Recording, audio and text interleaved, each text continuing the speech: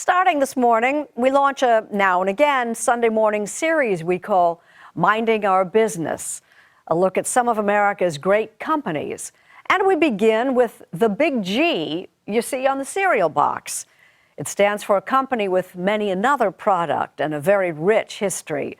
Anthony Mason takes us inside. Your archives here go back to the beginning of the company. Goes back to the beginning of the company, 1866.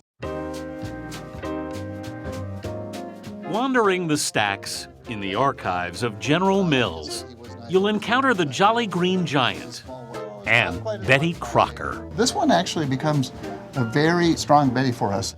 And get just a little taste of American history. So here's the first ever athlete on the Wheaties box. Lou Gehrig. Lou Gehrig, 1934. This is the company that gave us Wheaties. Get on your way with Wheaties, breakfast of champions. And that other, even better known breakfast cereal.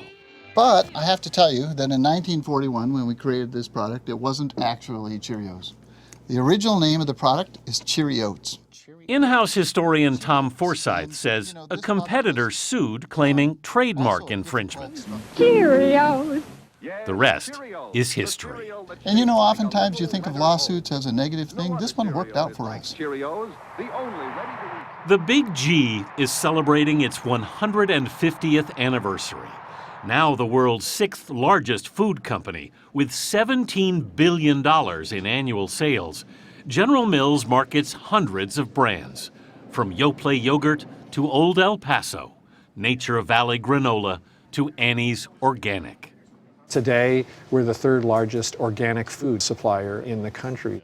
Ken Powell, chairman and CEO of General Mills, says it's all researched in their Betty Crocker test kitchens in Minneapolis. There are 19 of them, and all of our recipe preparation and development, that all happens here. This company's been around for a century and a half. Yeah. How do you make sure you're around for another 150 years? By adapting. That, Powell says, is how the company's survived this long. It was a milling company on the banks of the Mississippi. We invented the packaged food revolution in America. The consumer wanted convenience, and General Mills became Betty Crocker and Bisquick and Cheerios and cereal.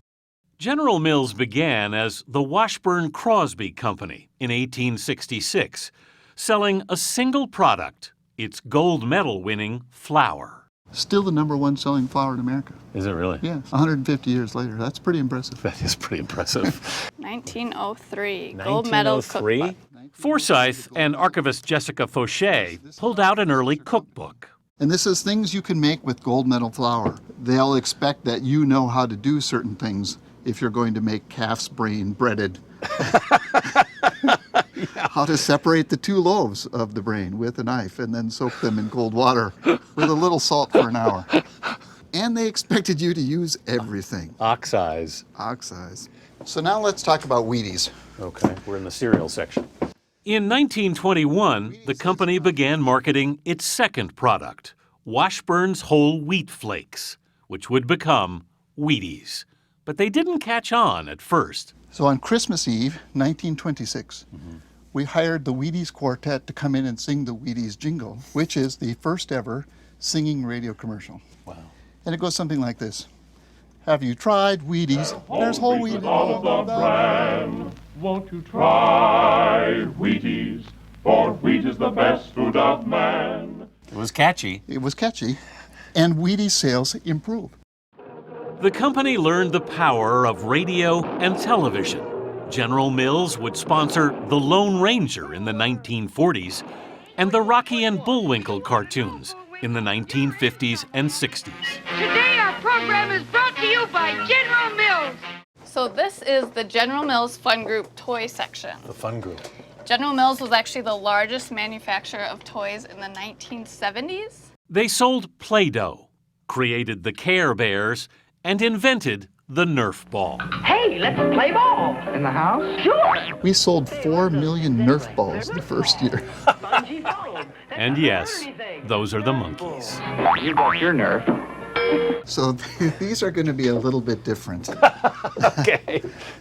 Because the Doughboys are actually in little coolers In 2001, when General Mills bought crosstown rival Pillsbury, a little clay plaster figure joined the family. Hi, I'm Poppin' Fresh, the Pillsbury Doughboy. This is the very original This is the Pillsbury very Doughboy. original Doughboy, 1965. And so when he first came about, they had 5 bodies and 15 different heads so that they could switch them out and move them ever so slightly. Right. And it actually took 24 still shots to get 1 second of film. Nothing's just loving like something from the oven. And Pillsbury says it best. But no character spans the company's history quite like this lady. Betty Crocker dates to 1921. The fictional homemaker whose name would decorate millions of cake mix boxes and cookbooks. Why did General Mills decide they needed a face of Betty Crocker? People believed Betty was real, and so they wanted to see Betty. In the archives, they have the original drawing. But this becomes the basis for Betty's portrait, first painted in 1936.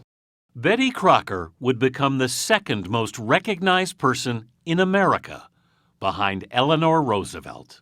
She received 4,000 letters a day. These are some of them? These are some of them.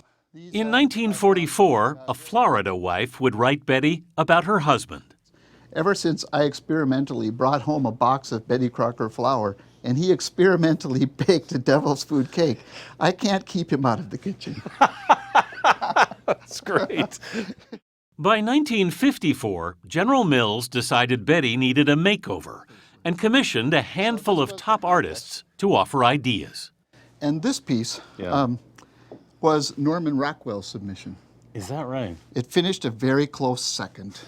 It's probably the only time Norman Rockwell ever lost. As America has changed, Betty has been reimagined 6 more times since, most recently in 1996. Is it time for a new Betty? Well, there's thought of this, but it's not a small undertaking, and this Betty's quite popular. I have to say, I've gotten older, Betty looks the same. Yes. The challenge now for General Mills will be keeping Betty and the company ageless for the next 150 years.